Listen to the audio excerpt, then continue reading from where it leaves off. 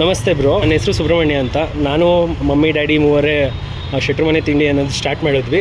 ಫಸ್ಟೆಲ್ಲ ತುಂಬ ವೆರೈಟೀಸ್ ಮಾಡ್ತಿದ್ವಿ, ಲೈಕ್ ಇಡ್ಲಿ, ದೋಸೆ, ರೊಟ್ಟಿ ಆ್ಯಂಡ್ ಇನ್ನೂ ತುಂಬಾ ಮಾಡ್ತಿದ್ವಿ. ಬಟ್ ಟೈಮ್ ಚೇಂಜ್ ಆದಂಗೆ ಕ್ರೌಡ್ ಮೇಂಟೈನ್ ಮಾಡೋಕ್ಕಾಗದೆ ಓನ್ಲಿ 4 to 5 ವೆರೈಟೀಸ್ ಇವಾಗ ಸ್ಟಾಪ್ ಮಾಡಿದ್ವಿ.